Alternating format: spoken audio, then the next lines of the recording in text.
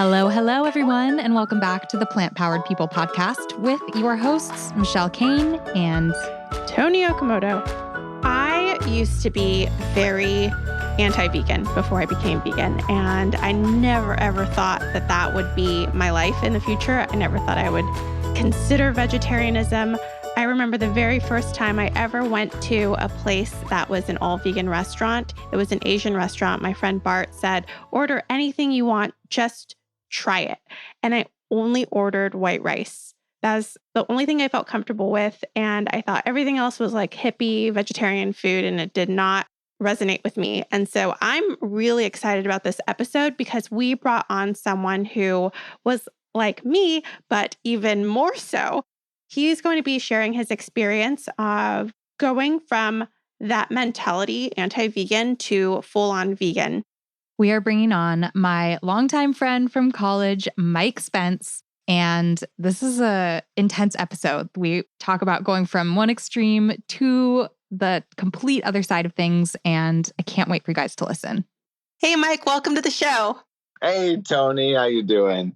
We're really excited to have you on today. And this is like, we're taking things way back. So Mike and I went to college together at Case Western Reserve University, and we've been friends for a long time. During that time, I became vegan. I started an animal protection club at Case Western, and Mike did a total transformation from being that person dangling meat in my face to now being a longtime vegan. So we want to dig into that because this is something that we hear from people all the time who are struggling with their friends and family just not getting it or even being really abrasive towards them. And it's a hard thing to handle emotionally, but it's also like really cool to see someone who's gone from one side to the complete other side. So we're really excited to dig into that with you today, Mike. All right, I will be your guinea pig.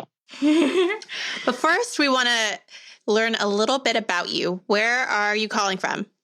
Well, I'm calling from San Diego, California right now on a nice little vacation, but I hail from Buffalo, New York, so the other side of the country. Cold. Yes, cold, and the land of buffalo wings.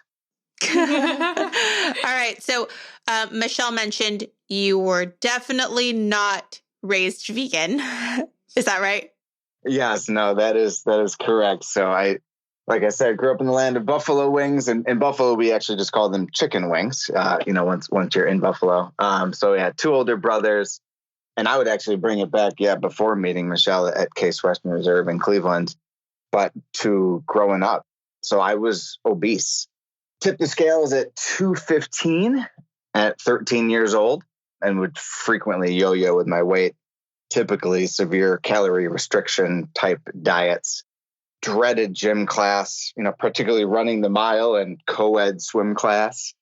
No 13-year-old is supposed to have stretch marks across their chest, their arms, their stomach, their thighs. I had pretty poor image of myself, and that was kind of how I grew up. So my favorite afternoon snack was be quesadillas or poncho pups. I now make vegan versions of both of those, of course. What are poncho pups? Oh, man. So poncho pups, it's like the worst school lunch food. So the traditional version, it's a wheat tortilla with cheese on the inside and then a hot dog, right? So that's the pup, and the poncho is the tortilla and then, rolled up and like pan sauteed, right? So, of course, the vegan version was vegan cheese and vegan hot dogs, if you're so inclined. But, oh, boy, those were the days, coming home and eating quesadillas and poncho pups pretty much every day. Were you eating like one quesadilla or more? Well, let's say I would double up on the hot dogs. So, yeah, it got out of hand for a bit. I'm a highly competitive person, including food eating contests. Some of my accomplishments include 12 Krispy Kreme donuts in one sitting. Oh, my gosh. Oh, yeah. An entire box of oatmeal cream pies, right? So, like, you can't just have one. You have the entire box and then throw it away so then no one would know that it even existed. Or 3 extra large half-pound of meat El Nino burritos. So there's a chain called Mighty Taco in Buffalo. that's a pound and a half of meat and everything else that goes with an extra large burrito. So that was my back in my competitive eating days. I feel like you still have competitive eating days. Like the things that I've seen you create veganized are so epic. Like Actually, Michelle was just telling me during your visit, we had gone to the place called Burger Patch, which is a burger restaurant that's all vegan in Sacramento. And she said that you went there and tried to have as many vegan burger patties on the hamburger as they would allow. How many did you get? Well, so I asked for 4. They refused, but they gave me 3. Oh my gosh, I hate to tell you this, but I just saw a photo from Burger Patch. I actually tagged Michelle in it where they did, I think, 5. Someone requested it and the person who was working allowed it. So I'm so sorry, Mike. It could have been you. it was like each one we'd one up it. We'd be like, actually, can we have 2? Actually, can we have 3? Actually, can we have 4? And then eventually the guy behind the counter was just like, all right, enough. We're going to get to like 100. But Mike, you down the whole thing. Like you were a champ. So I'm glad you haven't, I won't say I'm glad you haven't, but I'm entertained that you haven't let go of your food challenge days made vegan. That's cool. That's right. I still have some of those habits on the junk food vegan side. Although I'll be happy to report, I don't yo-yo with my weight as much, and I'm much healthier than I was before. Previously my vegetables were like the lettuce and tomato and onion on a double-decker chicken finger sub, right? So nowadays it's more of a fiber first approach for health. I also am married to a dietitian, so that helps. I was going to say, I bet Felicia has something to do with making sure you're staying as healthy as possible. Just a little bit, yeah. So I want to dig deeper into when you started disliking vegans. Was it when you met Michelle and you're like, oh my gosh, she's so annoying, vegans? Or was this something that you always didn't like, vegetarians and vegans, I mean? So my worldview was super conservative, not diverse at all, no exposure to anything that would kind of stretch my boundaries. So when I went away to college, that was a completely dramatic shift, right? So in my mind, the vegan was like the tattooed, weak, no friends, right? That just all the stereotypes you could think of as to what a vegan would be. That's what I had in mind. Super liberal, basically all the things that I, in my mind, had, my identity was the opposite of those things. And then meeting Michelle and joining that animal rights group, I joined to volunteer to walk dogs on the weekend, right? I was still eating meat, cheese, eggs, everything. But Saturday morning, I wanted to go and, take the van with the other volunteers and the group that Michelle started and walk dogs that would otherwise, be defecating and urinating, themselves in their crates, not being let out of the shelter. Mike, before you continue, for those who don't know about this club, can you tell them a little bit about what it was? Sure, yeah. So it's called Case Animal Rights and Ethics Society, or CARES, as we had on our T-shirts. And when I met Michelle, she was just starting it. And, it was cast a wide net on different animal-related issues. But Michelle had a great approach, which was just welcoming everyone, no matter where they were on their transition path, right? So like when I joined, I thought there was no way in the world I would ever even be vegetarian. And a year later, went vegetarian. A year after that, went vegan. So it was kind of just bite size and exposure to education and experiences, that forced me to question my worldview and my behaviors, and where that just no longer aligned to my values. And did you join because you were her friend, or was there something that was compelling? Was it walking the dogs that drew you in, or something more? Yeah, I mean, as like lame as that sounds now, looking back, 12 years ago or whatever it was. Yeah, I mean, it was the walking the dogs. It was being able to get out there and do some sort of volunteering. I grew up with dogs in my house. I was the primary trainer and loved my bearded collie, Molly. So, that was the nature of my being, was this animal lover, as I would say, and then I would eat animals for breakfast, lunch, and dinner, which, I just never really thought of. So yeah, the opportunity to volunteer and walk these dogs and, of course, make friends and whatnot. That was the impetus. I don't think I even really knew Michelle too much when I first joined the club, and then of course we became friends after that. Cool. And she made it seem as though not only were you not a vegetarian and not a vegan, but you also dangled meat in front of her face.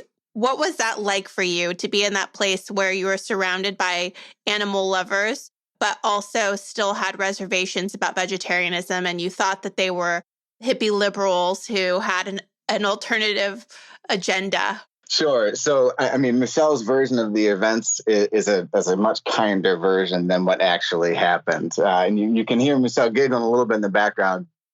It's a bit embarrassing, but I'll say it. I mean, I counted Michelle as a friend at the time. We had known each other for almost a year, and we happened to live in the same building at the time. And it wasn't dangling meat in front of her face. I actually hit her across the face with a little piece of chicken. Oh my gosh. And yeah.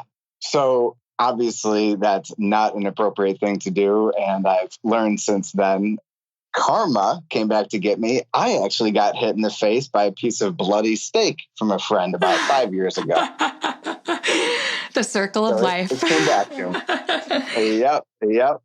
So it was, just this idea that I'm being faced with, it's cognitive dissonance, right? I'm being faced with the idea that I'm an animal lover, but I'm looking at this other animal lover, Michelle, who's choosing to not eat meat. I'm saying I'm an animal lover, and yet, I'm cooking a chicken quesadilla, for lunch. It didn't sit well with me. It seemed too big, too much of an identity shift for me to even consider going vegetarian, right? I grew up as the poncho pup guy, give me 7 chicken fingers on this double-decker chicken finger sub. I cook a lot. So the cooking was a big part of my identity. Yeah. So, looking at Michelle as this vegetarian animal lover, it was too much for me to sort of feel as though I had to transform my identity. And that's, I think, what really caused the delay, if you will, of me going vegetarian and eventually vegan. Yeah, I think it's also something about just the human brain and how we're built as people. Our brains really work to defend cognitive dissonance. If we're faced with something that's different than our norm, we have a lot of different just like automatic strategies, humor, a playful joking, jesting. When you threw meat in my face, it wasn't out of like hatred or anger. It wasn't an anger. It was just a playful, humorous thing in your mind that helped protect your brain from having, I think, to come to grips with like that cognitive dissonance. And I think that's something to keep in mind as vegans or plant-based people when your friends or family are doing things that like that, playful, messing around with you, but really they're not meaning harm to you. They're not meaning to hurt your heart. It's a defense mechanism. And it's just to not take it personally. And I can't remember how I responded when you did that, Mike. I don't know if you remember, but generally, because I've been vegetarian since I was 8 years old, and I've had many people dangle meat in my face and like be playfully torturous to me. And my general response is just to be happy back. Like, I don't get upset. I don't really make a big thing of it. I just laugh it off and move on. That's not my moment to jump in and be like, hey, this is an issue we need to talk about right now and make it really serious. Yeah. So I don't know if you remember how I responded or if that had any impact on how you move forward. All right. Fair enough. So your response, Michelle, was just as you said, right? You didn't make a big deal out of it, and you just kind of move forward. We continued cooking our individual meals and ate together. And, something I want to react to is the idea of like making things funny when you feel that cognitive dissonance, right? And that's absolutely the case in this regard. I didn't think of that piece of chicken as an individual who may have had a name and its own thoughts and hunted and pecked for grubs to give to, another female chicken who he wanted to be with. Or, to me, it was just like a carrot, right? It made no difference. But to you, and in reality, and when I realize now, like that chicken was its own life. So, and I didn't respect you or treat you with the respect, that I should have. And that is what I kind of mean by the fact that veganism has expanded my worldview and how I treat individuals, as well. Just a little more compassion. Yeah. And I think that's really important for vegans to remember, is that it is not disrespect. It's a different perspective. You didn't realize that what you were doing was disrespectful to me. You realize that now, but at the time you didn't. And I knew you didn't. So I didn't read it as something that was disrespectful to me. I read it as like, okay, yeah, Mike's just being silly with what he knows in his mind. So I carried your approach forward when I got hit in the face by a bloody steak while I was out at a team dinner. Funny enough, that I organized at a vegan friendly spot, but that also had meat, and there were 15 of us around. It was, a bunch of consultants, also the client. So it's a type of thing where I also didn't want to overreact and just give a negative perception of veganism. So something I've been inspired by Michelle is just living that kind of more positive life and trying to be more curious when I find myself being defensive, right? So it was, Carla, why did you do that? It wasn't, oh man, I'm so upset and I'm going to throw a fit, right? So, I kind of tried to take a little bit of what Michelle, how she acted and the grace that she provided me, and carry that forward.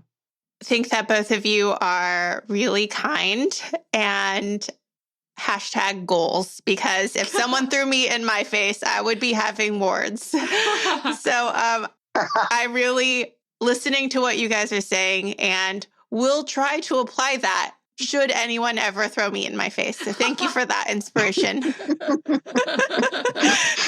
You are very welcome. All right, Mike, you mentioned that a lot of your community felt very similar to you or to the way you had been. And the way you had been was the type of humor that would dangle / touch someone's face with meat. And what did your friends and family think about your decision to adopt a vegan diet? Oh, yeah. So the Christmas that year was interesting, that's for sure. So unsupportive, you could say. That's an understatement. Grew up with 2 older brothers, right? Like that kind of macho atmosphere, always, poking fun, physical, that whole thing. And then the broader Spence family with Spence cousins are also a bunch of boys, very science-minded folks. So I distinctly remember a conversation around animal testing with my cousin Steve, because he was going to University of Pittsburgh studying biology, and he had no problem with it. And eventually through that discussion came out with the fact that, he admitted, I'm okay killing rats. Like I think that they are less than humans, and that's why I do it. And I just sort of let it sit there. And, over time, he's actually come back to me with that conversation, like just his worldview of the food chain and might makes right, was kind of disturbed by that seed that I planted by being curious and asking those questions. But I'm sure you guys have seen plenty of new minted vegans, and we tend to be super passionate, right? Which is great. And I think like the movement needs that. But with that comes a lot of passion in response. So yes, not a very supportive family community or friends. I mean, I had no one back home that was even vegetarian curious. No one ate ethnic food. Tofu was like a bad word. So yeah, not much support there. But in Cleveland, I had this animal rights group. And I mean, Michelle, not to out you, but like we ordered cheese pizza while we watched Earthlings. Like, I mean, even at that time, we thought, oh, inclusive, more people will come if there's cheese pizza. And like now it just seems kind of foolish. But the idea being that, we were trying to open our arms, to anyone and everyone who was interested. So through that animal rights group, had a couple other friends join, come to events, Dan, Greg, so there were others in my life who moved towards more of a vegetarian lifestyle and now years out are vegan. So more of a community when I was in Cleveland and outside of just school and outside of my age group and demographic. It's like, I think back to when I got married 3 years ago and I had 8 different vegans from Cleveland, come to my wedding. It definitely expanded who I was friends with and kind of who I had support from. But boy, at first it was a rough go and sometimes it still is. So, hopefully my father-in-law isn't listening to this podcast, but he and I got into it one night, about me being vegan. And it was like, that I'm this weaker man because of it. And now he's been plant-based for 3 months. Wow. It's just amazing to see the transformation of when you can respond, especially for me, when I feel defensive, I try and be curious. Because that when you ask questions, you kind of plant those seeds. Hey, Mike, can you, if you feel comfortable, expand on that interaction with your father-in-law? I think that that's something that is very common. We find ourselves in these situations where someone is questioning something about you, whether it's your manhood or your ability to be a regular, normal person, or to not be some radical hippie liberal. And then it's very easy to become defensive in those moments.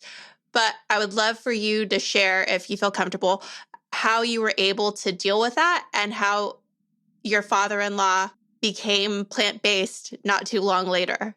Sure. So first off, it was tough. It was an emotional event and experience, right?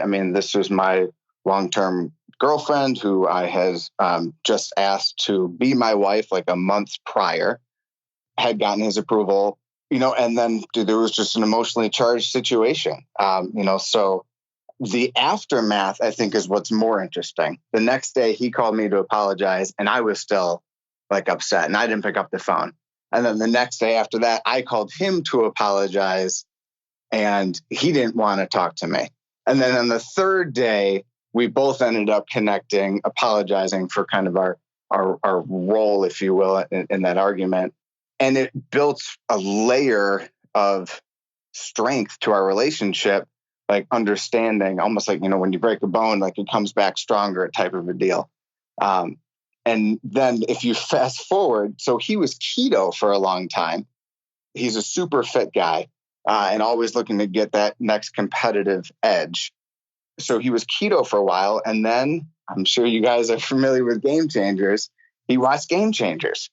And for him to see, I think it was the Carolina Panthers, that football team and a bunch of athletes, and for it to become more normalized.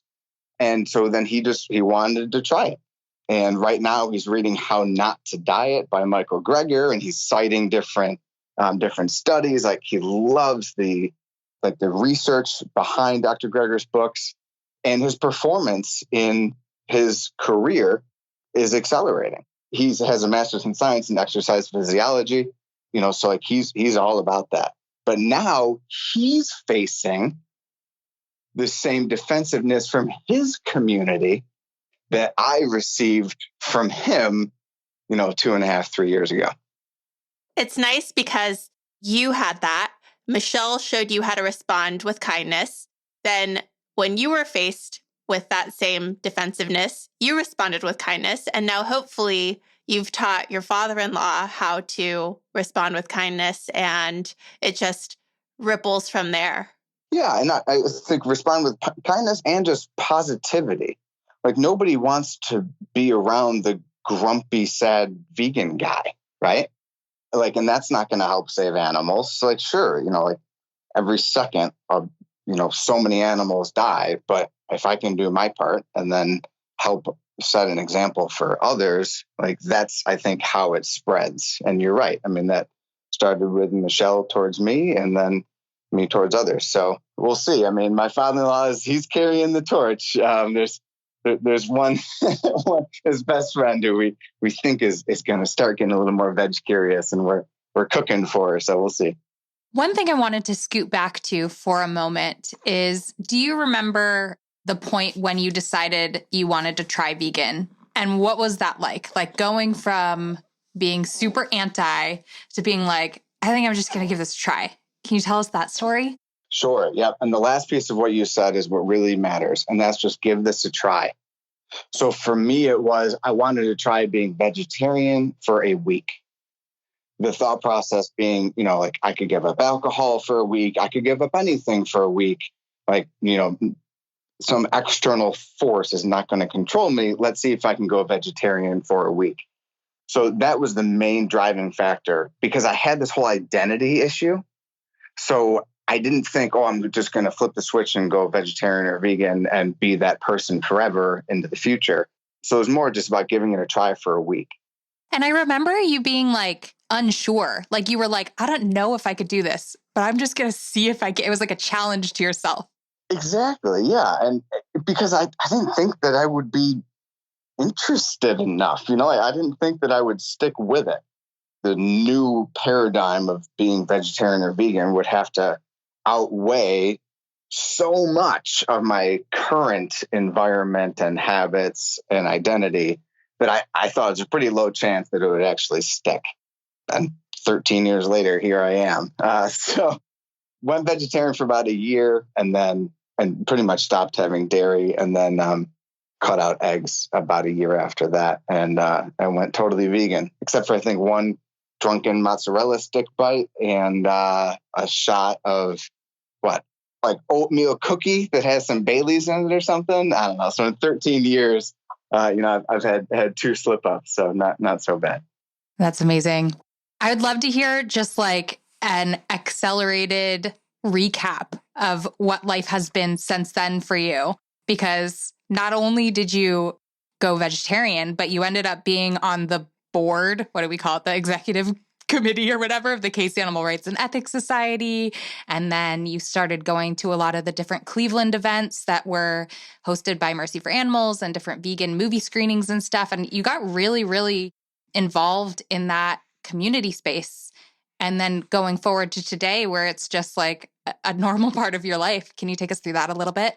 Yeah, sure. So I knew that I wanted to help more, and I kind of felt some guilt. I felt like I owed it, a little bit to the animals, just thinking of, the fact that I ate animals for 18, 19 years of my life. And, I had to reverse some of that damage, if you will. That's kind of was my outlook towards it. So I helped organize a few different events on campus, was the secretary in that animal rights group, then the vice president.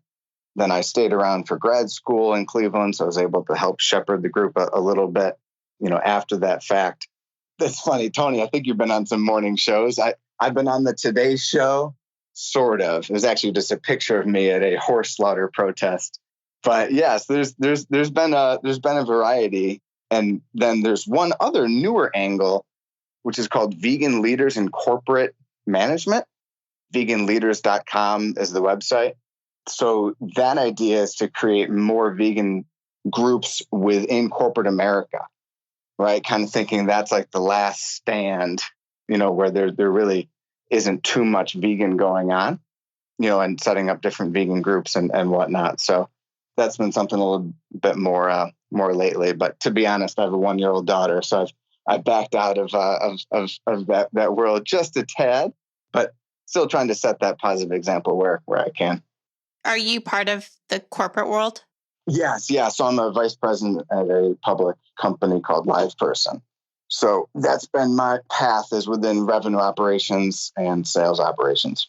Cool. I have never heard of that movement where the focus is corporate leaders. And I think that that's really, really interesting, because in those places, often there aren't options for vegans at luncheons, at catered events. And so to bring awareness in those communities is really fantastic. Good job.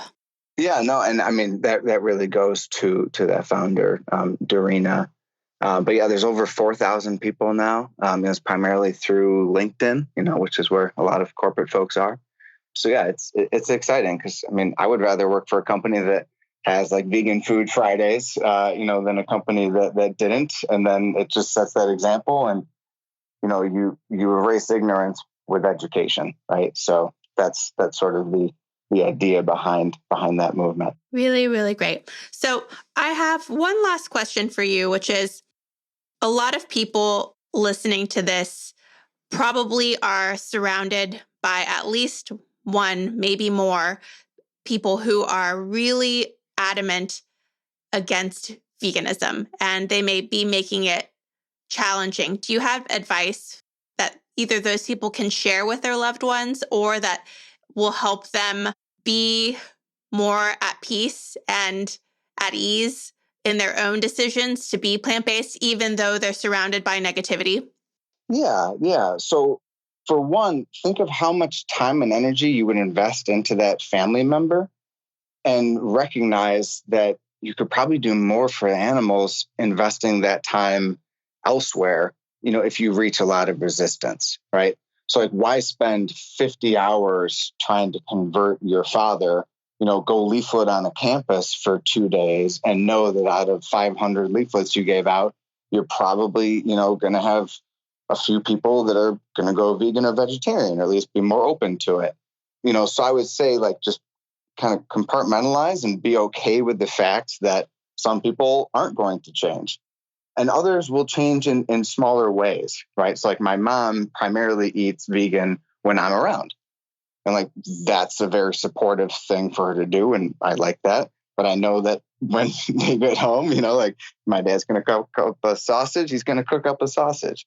So, I think be okay with the fact that not everyone in your life is going to be supportive, but recognize those little ways that they are. Like if they're going to eat vegan around you, or be open to going to a vegan restaurant once in a while, and then invest your time elsewhere, right? So that you're not only focused on those individuals, you've got a broader community of support. I love that. And yeah, I think you make a really good point. We can't determine whether someone in our family is going to change. Maybe they will down the line. Maybe they won't. Maybe a conversation will help them. Maybe it won't. But it is so emotionally taxing for us to feel like we're holding the responsibility of either getting this person in our life to understand, get it, make changes, change their whole worldview. And it's really emotionally taxing and draining to kind of like hold that responsibility on yourself. So I'd say for those listening, like release yourself of that. It's not your responsibility to change your friends and family. And from my experience, and I know from Tony's experience, and it sounds like from your experience too, Mike, it's the times where we really release our friends and family and not hold expectations on them and not feel disappointed in them or feel that responsibility when they have sort of the freedom to explore these ideas on their own. And then often down the line, you'll see them start to make changes and feel comfortable coming to you because you weren't judgmental, you weren't pushy, you didn't have these expectations of them. And then you can be there to support them along that path, which is really beautiful. I mean, today, Mike, you went from what you were to now. Your wife is vegan. Your father-in-law is eating plant-based. Your mom is eating a lot of vegan food around you. Like, this is just crazy to fast forward. But this is more than 10 years later, and 10 years of you just being a positive, happy, shining example and not being pushy. So I think that's definitely carries a lot of takeaways with it. And your daughter. Yeah, exactly. So, my daughter's vegan and super healthy, so it's a tree, right? So for me, the base was Michelle, and that's fine. That's my daughter in the background, was Michelle, right? Helping me see that worldview. And like, I'm one of those branches, right? And then off of me, there's other branches. And I think you do, have an exponential effect if you can have that positive outlook where you're inspiring people rather than, sometimes you can actually be detrimental. So I think of that tree and like how many people I've affected. And if I then think of how many people Michelle has affected and just that exponential effect, just spectacular. And let's be honest, it's not just about the animals. Like a lot of it is health and our spiritual health. And that's an angle that, we haven't gotten into. I'm sure we'll save that for another podcast. But yeah, so that tree, if you will, is exponential. And I'm very grateful for you, Michelle. Thank you. Oh, back at you, Mike. And yeah, this is just such a beautiful testament to, can one person make a difference? And I love the thought that it's not a question of can one person make a difference, but we are all making a difference in every single choice and thing that we do in the world. And so the question is just, the difference that we're going to make, is it going to be a positive one or a negative one? And yeah, how are we using our time to make a positive impact on this world? So hopefully all of you listening are feeling very inspired and empowered. And Mike, I want to thank you so, so much for coming on and sharing your story today. It's been really fun watching your journey unfold and being able to connect on so many levels over all of the years of it together.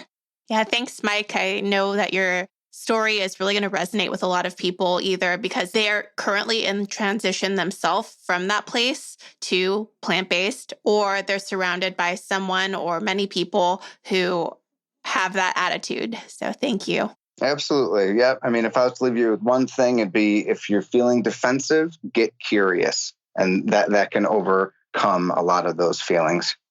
All right, everyone. I hope you enjoyed that episode. It is one that has a special place in my heart. It's just so beautiful seeing how the story unfolded, and then also seeing everything being carried forward through Mike and through all the people Mike has reached. Yeah, it's just such a beautiful story. And all of you listening are going to create more of these stories of your own, I know. I also feel like I need to thank Mike, because my husband, I'm pretty sure he would not be vegan today if not for Mike. He was in that same friend group, and I tried to get him to come to CARE's events, and just seeing his friends one by one around him go vegetarian and then vegan, Dan was like the odd man out. And so today he is vegan more than 10 years also. And Mike, I think you had a lot to do with that. So thank you. And again, I have a special, special, special place in my heart, because I understand this story so well. And I loved how Mike not only shared his experience, but how he deals with that defensiveness in his own life now. I hope you also take away some inspiration from this, as I did. And thank you again, Mike. If you guys want to support the show, you can always do that on Patreon. We are so grateful for our Patreon supporters. With as little as $1 a month or $5 a month, you can help keep this free resource going. And Tony and I love putting our time and energy into it. So if you want to support us, you can go to patreon.com/plantpoweredpeople. And of course, you can see all of our other episodes and what we've got going on with the show at plantpoweredpodcast.com. Thank you guys so much for listening. Can't wait to share even more in the upcoming shows. So be sure to subscribe if you haven't already on iTunes or wherever you listen to podcasts. And we will talk to you in the next one. Bye. Bye-bye.